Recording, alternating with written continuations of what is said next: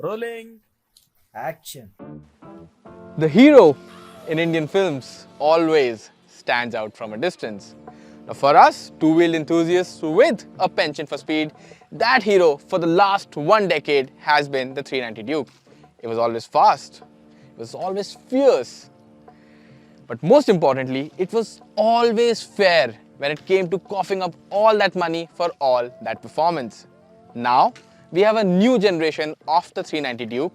It's bigger, it's bolder, but is it any better? Does it still have that hero inside it that made the 390 Duke what it is in the first place? That's a question I'm itching to find an answer to. Ladies and gentlemen, hi, my name is Dhruv Paliwal. You're watching autoX. Let's get started. Guarantee you, boy, fast forward, it's gotta be real big.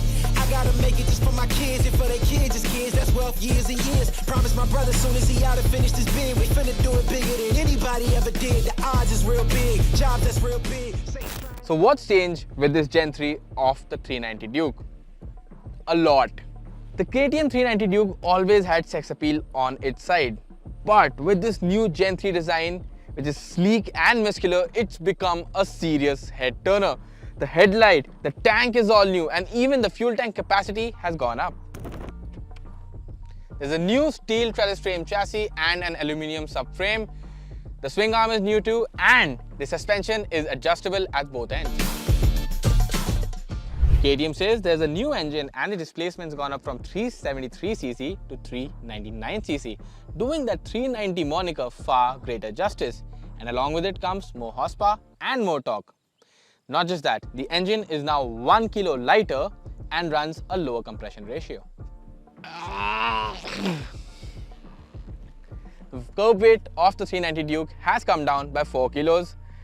Not that I can lift it, but the beauty here is that a lot of that weight has come from the unsprung mass. That's the alloy wheels of the motorcycle, and that means even more razor sharp handling than before.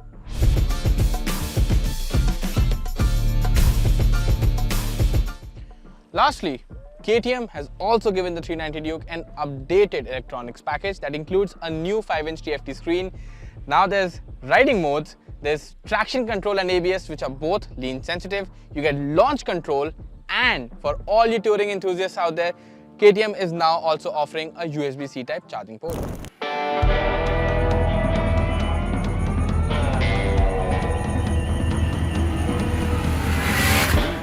Now with all those changes, is the KTM 390 Duke any more racier?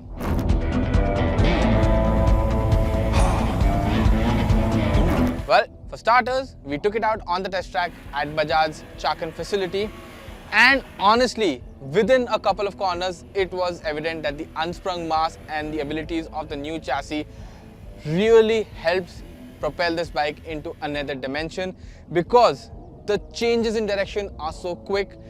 Feel like you're changing direction with your eyes and not with your hands. The main straight of the test track was a good place to find out how this new engine performs, and I am happy to report that it does not feel stressed at all. In fact, wearing full riding gear, I could hardly feel vibrations, although they do exist, but more on that later. Now, a quick shout out to the quick shifter on this motorcycle, because it's been better integrated with this engine and it upshifts and downshifts quite easily when you're riding the motorcycle hard.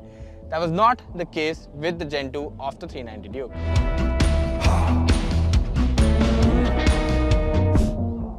Now when it comes to cornering grip, it's about how far you are willing to push this new generation of the 390 Duke. Most of us will run out of will first before we run out of cornering grip on the 390 Duke.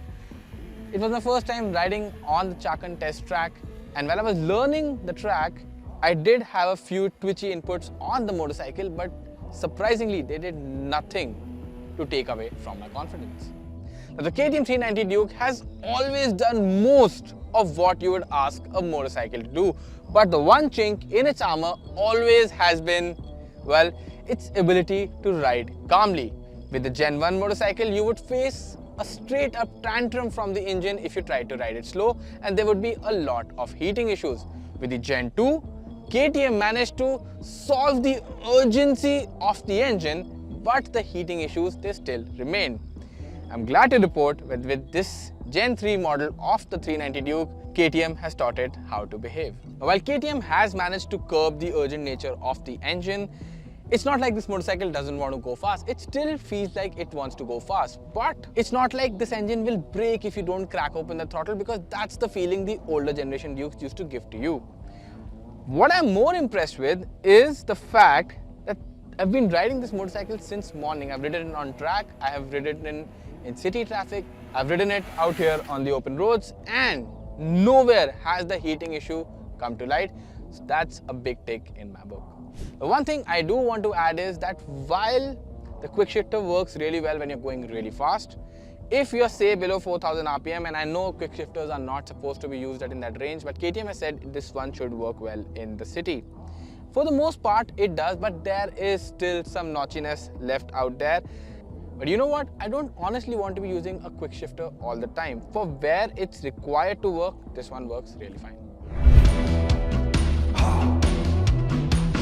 Now, another great ergonomic feature about the KTM over here is that the seat height is gone down to 800 mm, which is a big plus for shorter riders. And not just that, the screen here now uses bonded glass. Now, older KTMs had a problem where water would sometimes enter the instrument cluster.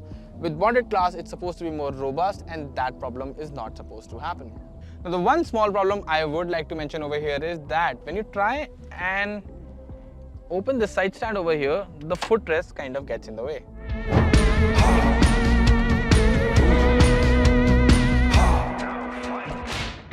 So, is the 390 Duke still the hero in this film that we call the Indian motorcycle market? The short answer is absolutely yes. For the long one, hear me out. Over the last 10 years, the 390 Duke has gotten more refined, it's got easier to ride, and it now gets more than ever riding aids, which is all going to be very welcoming for newer riders to adapt to a motorcycle like this. But does that mean that it cannot engage all the senses of a rider? Well, no. If your skills are up to the mark, then the 390 Duke still is what it used to be on day one, and that's a sleeper motorcycle that can run rings around motorcycles that are even probably faster than this one. And on top of all of that, at an ex-showroom price of 3.1 lakh rupees, it's a mouth-watering proposition like no other.